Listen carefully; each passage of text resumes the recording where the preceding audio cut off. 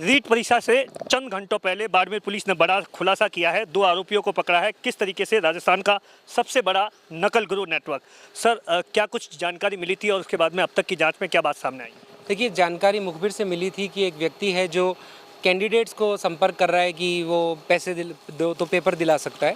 उस आधार पे हमने रमेश बिश्नोई को के घर पे दबिश दी, उसे डिटेन किया। उसके साथ एक सुरेश बिश्नोई करके उसका साथी मिला, दोनों सरकारी अध्यापक हैं। और इनके घर से काफ़ी मात्रा में कैश 9.5 लाख रुपए और रीट से जुड़े हुए कई दस्तावेज़, कई कैंडिडेट्स के एडमिट कार्ड वगैरह मिले हैं और मिक्सिंग हुई हुई फ़ोटोज़ मिली है। तो पूरे उसमें अब आगे जब हम गए तो करीब 20 अन्य लोगों का पता लगा। कुछ तो इनके सहयोगी थे, जिसमें से 6 गवर्नमेंट टीचर्स हैं, एक कांस्टेबल है, एक ई मित्र संचालक है, 7 रीट के कैंडिडेट हैं जो अभी बैठ रहे हैं कल परीक्षा में, और 7 उनकी जगह बैठने वाले डमी कैंडिडेट हैं, जिसमें भी सरकारी अध्यापक शामिल हैं।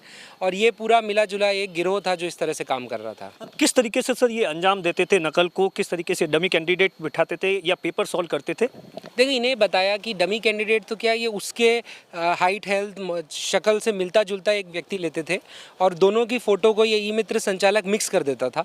ऐसे में वीक्षक के लिए ये पता करना थोड़ा मुश्किल हो जाता होगा कि ये क्या है, बाय बेनिफिट ऑफ डाउट वो देता था।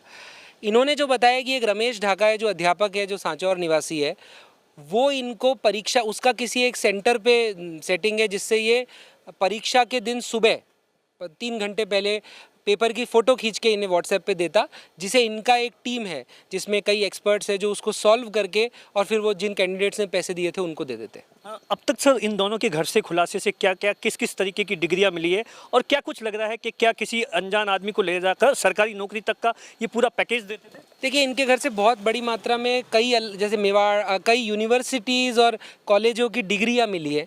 अब उन सब में किसी ना किसी का नाम है, अब उनसे पता करना पड़ेगा कि वो इनके पास कहाँ से आई।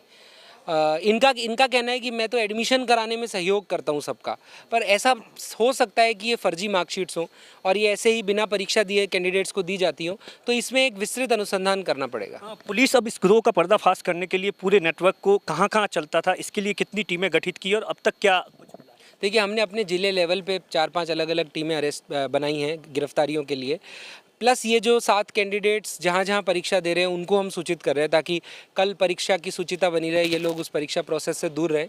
और जो दूसरे ज़िलों में लोगों के नाम हैं उनके लिए हम संबंधित जो पुलिस अधीक्षक है ज़िलों के, उनसे बात करके वहाँ दबिशें दिलाने की कार्रवाई रात से ही कर रहे हैं। सर, मेरा आखिरी सवाल, इससे पहले भी क्या इन्होंने किसी प्रतियोगी परीक्षा में इसी तरीके से कांड किया? इनके पास अभी कृषि पर्यवेक्षक परीक्षा के भी कुछ लोगों के एडमिट कार्ड हैं, पर वो अभी क्या वो बैठे नहीं बैठे वो अब पूछताछ से क्लियर होगा।